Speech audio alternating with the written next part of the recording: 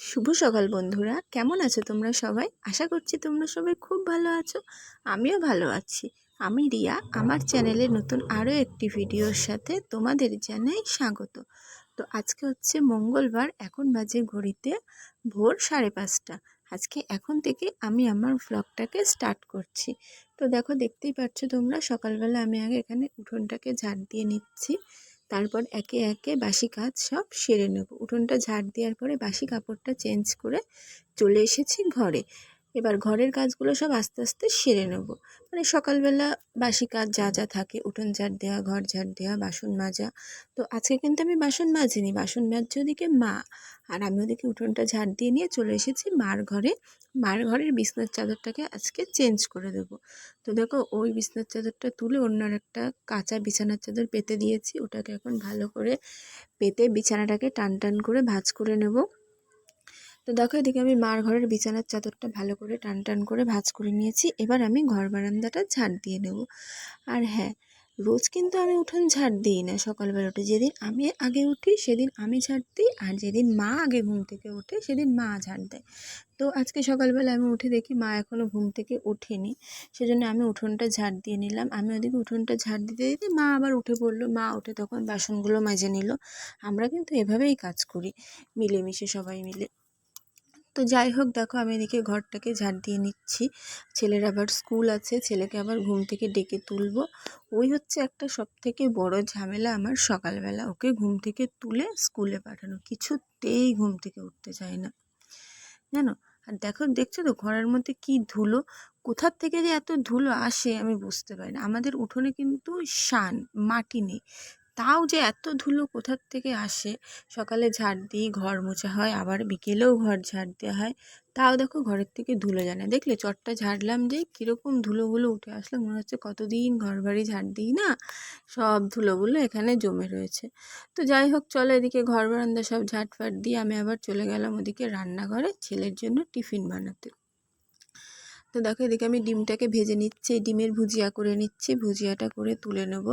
ছেলের জন্য আজকে বানিয়েছিলাম টিফিনে পাস্তা।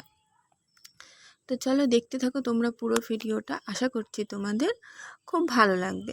আর হ্যাঁ, ভিডিওটা যদি ভালো লেগে থাকে অবশ্যই একটা লাইক কমেন্ট করে আমার চ্যানেলটিকে সাবস্ক্রাইব করে আমার কিন্তু পাশে থেকো।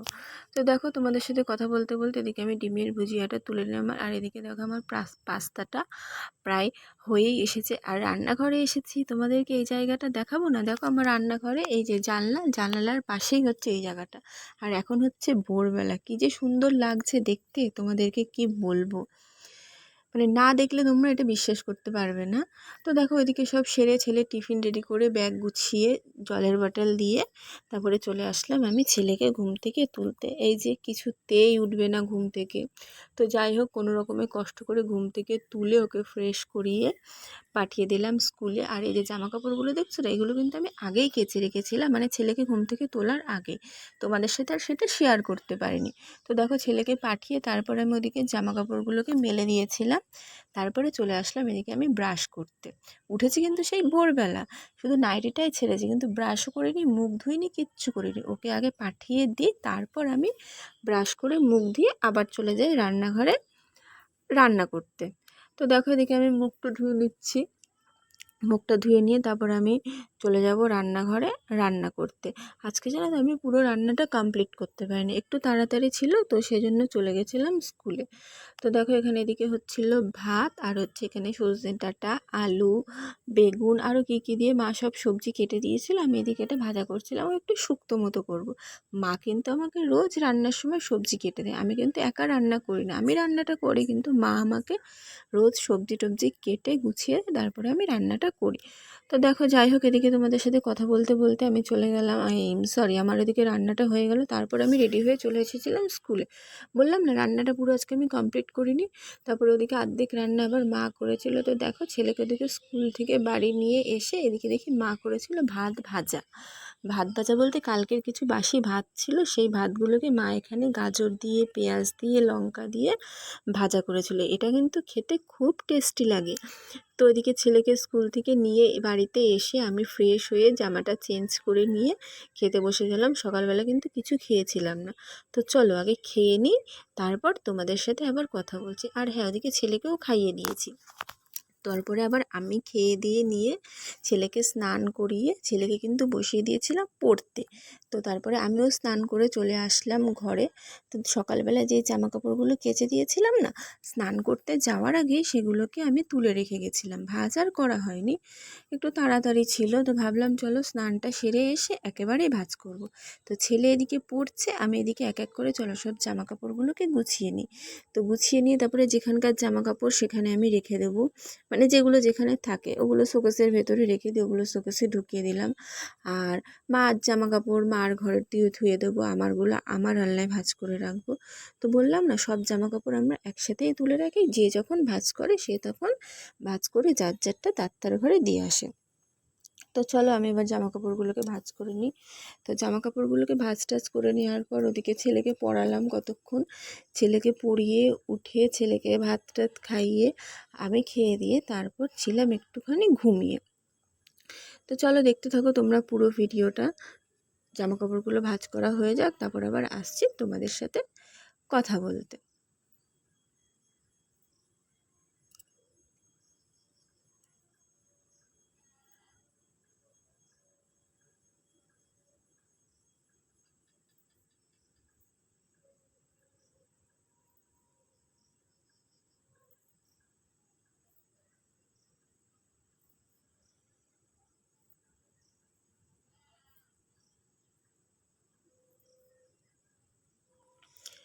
তো দেখো ওদিকে জামা কাপড় আমার ভাঁজ টাজ করা হয়ে গেছিলো।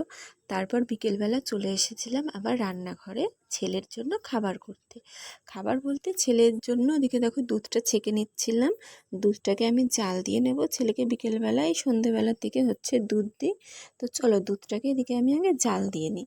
তো দেখো দুধটা কিন্তু এদিকে আমার উতলে গেছে, কিন্তু ছেলে তো এখন ঘুমাচ্ছে, ছেলে তো এখনও ঘুম থেকে ওঠেনি।